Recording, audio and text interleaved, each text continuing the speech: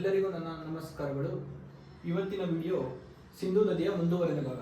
ಸಿಂಧೂ ನದಿಯ ಮುಂದುವರೆದ ಭಾಗ ಅಂದರೆ ಮೊದಲಿಗೆ ಎಡದಂಡೆ ನದಿಗಳು. ಮೊದಲಿಗೆ ಎಡದಂಡೆ ನದಿಗಳು. ಎಡ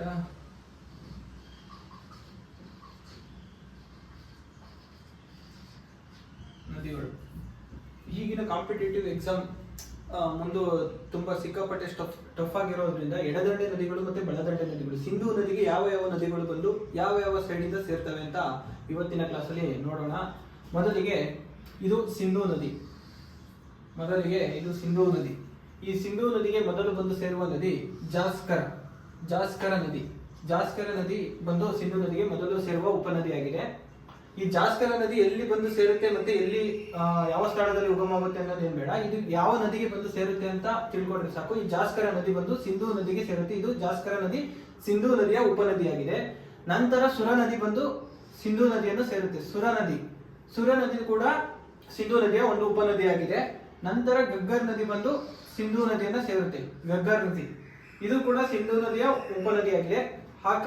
ನಂತರ ಹಾಕ್ರಾ ನದಿ ಬಂದು ಸಿಂಧೂ ನದಿಯನ್ನ ಸೇರುತ್ತೆ. ಈ ಹಾಕ್ರಾ ನದಿ ಬಂದು ಸಿಂಧೂ ನದಿಯನ್ನು ಸೇರುತ್ತೆ. ನಂತರ ಪಂಜನಾಡ. ನೆನ್ನೆ ಸ್ನೇಹಿತರೆ ನಾವು ಕ್ಲಾಸಲ್ಲಿ ನೋಡಿದ್ವಲ್ಲ, ಪಂಜನಾಡ ಒಂದು ಪ್ಲೇಸ್ ಅಂದ್ರೆ ಸಂಧಿಸುವ ಸ್ಥಳ. ಈ ಪಂಜನಾಡ ನದಿ ಕೂಡ ಎಡದಂಡೆಯ ನದಿ ಆಗಿದೆ.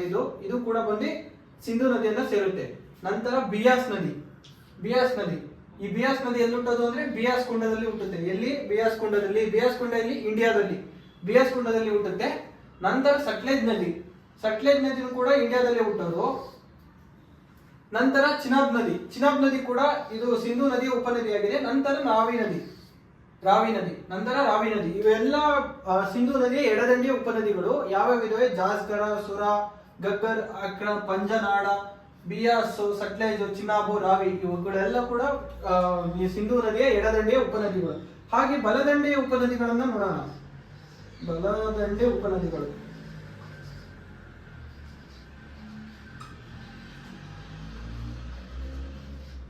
ಇಲ್ಲಿ ಉಪನದಿಗಳು. ಈಗ ಹಾಗೆ ಈ ತರ ಬಲದಂಡೆಯ ಉಪನದಿಗಳು ಯಾವಾಗ ಬರ್ತವೆ ಅಂತ ನಾವು ನೋಡೋಣ. ಬಲದಂಡೆ ಉಪನದಿಗಳಲ್ಲಿ ಸಿಂಗಾರ್ ಎನ್ನುವ ನದಿ ಬಲದಂಡೆಯ ಉಪನದಿ. ಇದು ಮೊದಲಿಗೆ ಬಂದು ಸಿಂಧೂ ನದಿಯನ್ನ ಬಲದಂಡೆಯಲ್ಲಿ ಸೇರುತ್ತೆ. ಎಲ್ಲಿ ಸೇರುತ್ತೆ? ಬಲದಂಡೆಯಲ್ಲಿ. ಯಾವ ನದಿ? ಸಿಂಗಾರ್ ಎಂಬುವ ನದಿ. ನಂತರ ಕಾಬೂಲ್ ಎಂಬುವ ನದಿ ಬಂದು ಸಿಂಧೂ ನದಿಯನ್ನು ಬಲದಂಡೆಯಿಂದ ಸೇರುತ್ತಿದ್ದು. ಆಮೇಲೆ ನಂತರ ಗೋಮತಿಯು ಕೂಡ ಸಿಂಧೂ ನದಿಯ ಬಲದಂಡೆಯ ಉಪನದಿ. ಇದು ಬಲಗಡೆ ಸೇರುತ್ತೆ. ಗಿಲ್ಗಿಟ್ ಸ್ನೇಹಿತರೆ ವೆರಿ ವೆರಿ ಇಂಪಾರ್ಟೆಂಟ್. ಇದು ಗಿಲ್ಗಿಟ್ ಇದು ಬಲೂಚಿಸ್ತಾನದಲ್ಲಿ ಬರುತ್ತೆ.